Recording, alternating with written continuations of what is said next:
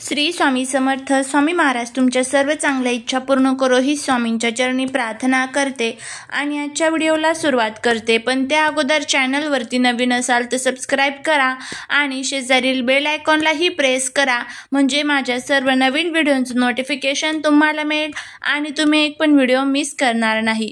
उद्या आहे 8 फेब्रुवारी वार. या दिवशी आलेला आहे शनिवार आणि जया एकादशी.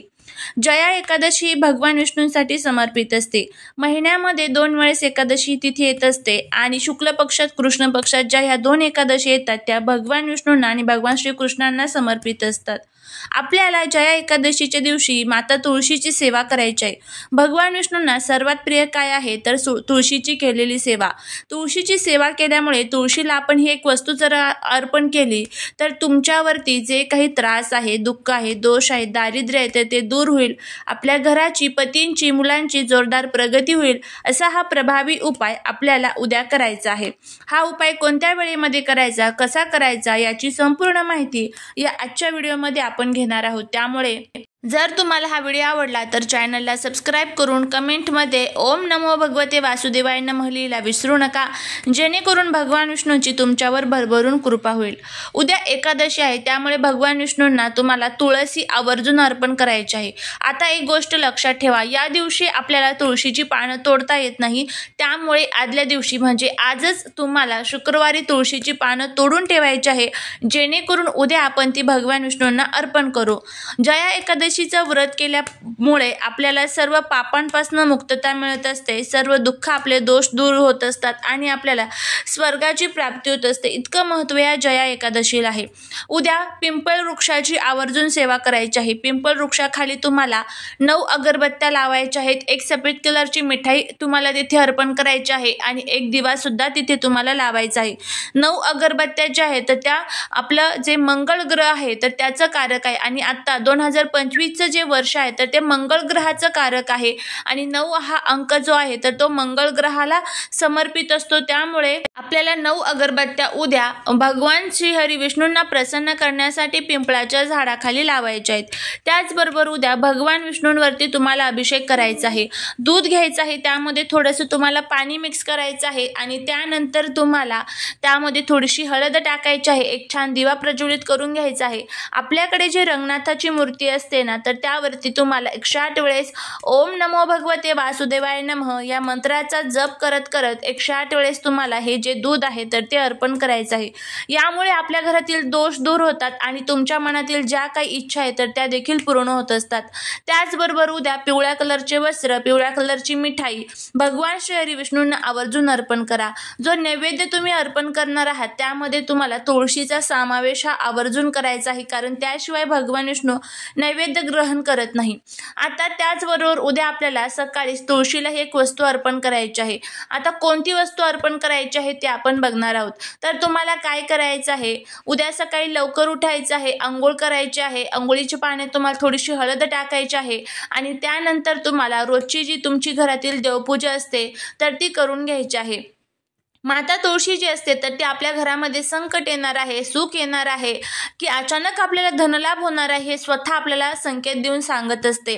त्यामुळे जर एखाद्या घरातली तुळस तुम्ही बघितली खूप छान भरलेली आहे, टवटवीत आहे, मातीमध्ये छान नवीन रोप तुळशीचं तयार होत आहे तर त्या घरामध्ये नेहमी जी माता लक्ष्मी आहे तर त्या स्थिर राहत असतात. अचानक धनलाभ त्यांना होत असतो. पण जर एखाद्या घरातील तुळस कितीही तिची काळजी घेऊन तर जर ती सुकत असेल, वारंवार आपण तिला पाणी टाकतोय तरीही जरी ती सुकत असेल तर समजून घ्यायचं की त्या घरावरती काहीतरी संकट येणार होतं आणि ते तुळशीने स्वतःवरती घेतलेलं आहे. इतकं महत्त्व हे आपल्या घरामध्ये तुळशी मातेला असणं आहे. आपल्या घरामध्ये जर तुळस असेल तर आपल्या घरातील वातावरण हे सकारात्मक राहतं. नकारात्मक शक्ती ज्या आहेत तर त्या संपून जात असतात. त्याचबरोबर ज्या वेळेस आपण तुळशीचा हा जो उपाय आहे तर तो करू त्यावेळेस घरामध्ये असणाऱ्या पैशांच्या अडचणी, आपल्याला सतत पैशांच्या जर अडचणी येत असेल तर त्या अडचणी आपल्या दूर होतील. घरामध्ये तुम्हाला कधीच कोणत्याच गोष्टींची कमतरता पडणार नाही. आपल्या पतीची, मुलांची, घराची जोरदार प्रगती होईल. त्याचबरोबर जर एखादा शत्रू आपल्याला त्रास देत असेल तर आपल्याला कोणत्याही प्रकारचे त्या शत्रूचे त्रास होणार नाही. घरामध्ये भांडण, कटकट, वादविवाद होणार नाही. कारण एकादशी तिथी ही खूप खूप प्रभावी असते. या दिवशी पृथ्वी तलावरती जे विष्णू तत्व असतात तर ते सहस्रपटीने सक्रिय असतात.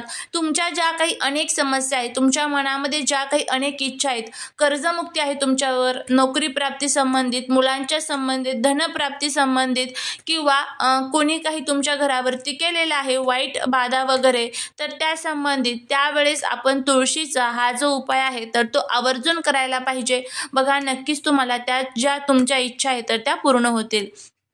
तर आता हा उपाय करण्यासाठी सर्वात प्रथम तुम्हाला काही वस्तू घ्यायच्या आहेत. कोणकोणत्या वस्तू आपल्याला घ्यायच्या आहेत ते आपण बघूया. त्यामुळे जर तुम्हाला हा व्हिडिओ आवडला तर चॅनलला सबस्क्राईब करून कमेंटमध्ये जय माता लक्ष्मी लिहायला अजिबात विसरू नका, जेणेकरून माता लक्ष्मीची तुमच्यावर भरभरून कृपा होईल. तर काय करायचं आहे, सर्वात प्रथम एक तुपाचा दिवा प्रज्वलित करून घ्यायचा आहे. तूप जे असतं ते माता लक्ष्मीला अतिशय प्रिय असतं, त्यामुळे तुम्हाला तूप घ्यायचं आहे आणि तुपाच्यापासून तुम्हाला एक छान दिवा प्रज्वलित करून घ्यायचा आहे. या दिव्यामध्ये तुम्हाला जी लाल कलावा असतो ना तर त्या लाल कलाव्याची वाट टाकायची आहे आणि थोडीशी दालचिनीची जी पावडर असते तर ती टाकायची आहे. पावडर नसेल तर दालचिनीचा एक छोटासा तुकडा तुम्ही टाकू शकता. त्यानंतर तुम्हाला 5 लवंगा घ्यायच्या आहेत. लवंगा घेतल्यानंतर तुम्हाला तुळशी समोर बसायचं आहे. तिथे आसन टाकून बसायचं. तिथे छान तुम्ही रांगोळी काढू शकता. आता एक गोष्ट लक्षात ठेवा, तुळशीला एकादशीच्या दिवशी तिचा उपवास असतो, त्यामुळे या दिवशी कोणत्याही प्रकारचे जलपदार्थ म्हणजे पाणी, दूध हे पदार्थ, उसाचा रस हे चुकूनही अर्पण करायचे नसतात. हे लक्षात ठेवा. याने आपल्यावरती खूप मोठं पाप लागतं, कारण या दिवशी तुळशीचा निर्जला उपवास असतो भगवान विष्णूंसाठी. त्यानंतर तुम्हाला काय करायचं आहे तर तिथे हा दिवा जो आहे तर तो तुम्हाला अर्पण करायचा आहे. त्यानंतर तुम्हाला गंध, फुलं, अक्षदा, धूप, दीप, अगरबत्ती तुळशीला दाखवायची आहे आणि ह्या ज्या 5 लवंगा आहेत तर त्या तुम्हाला तुमच्या हातामध्ये घ्यायच्या आहेत. हातामध्ये घेतल्यानंतर लवंगा ह्या तुटलेल्या, फुटलेल्या, किडलेल्या अशा अजिबात नको, अखंड फुलवाल्या लवंग घ्या. आता लवंगा घेतल्यानंतर सर्वात प्रथम तुम्हाला ह्या ज्या लवंगा आहेत तर त्या हातामध्ये घ्यायच्या, मूठ बंद करायची आणि तुम्हाला कमला स्तोत्रमचं पठण करायचं आहे. कमला स्तोत्र हे माता लक्ष्मीची अतिशय उच्च कोटीची सेवा मानली जाते. एकदा तुम्हाला कमला स्तोत्रमचं पठण करायचं आहे आणि 11 वेळेस ओम नमो भगवते वासुदेवाय नमः या मंत्राचा जप करायचा आहे. ही सेवा झाली की डोळे बंद करायचे. ह्या ज्या वस्तू आहेत तर त्या हातामध्येच ठेवून तुमच्या मनातील जी काही इच्छा असेल ती इच्छा व्यक्त करायची आणि ह्या ज्या लवंगा आहेत तर त्या तुम्हाला त्या तुळशीच्या मातीमध्ये पुरायच्या आहेत. अशा पद्धतीने तुम्हाला हा जो साधा सोपा उपाय आहे तर तो करायचा आहे. ह्या लवंग तुळशीच्या मातीमध्ये पुरल्यामुळे एकतर तुळशीमध्ये ज्यावेळेस आपण लवंग पुरतो, लवंग ह्या माता लक्ष्मीला खूप प्रिय असतात आणि लवंग पुरल्यामुळे माता लक्ष्मी आपल्याकडे खूप आकर्षित होते. आपल्या कष्टाला नशिबाची साथ मिळते. घरामध्ये कधीच धनधान्याची कमतरता राहत नाही. तर असा हा प्रभावी उपाय उद्या तुम्हाला आवर्जून करायचा आहे. करून बघा, नक्कीच तुम्हाला त्याचा फायदा होईल. झालेली सेवा ही महाराजांच्या चरणी रुजू करते. व्हिडिओ जर आवडला असेल तर लाईक, शेअर आणि सबस्क्राईब करायला विसरू नका. श्री स्वामी समर्थ.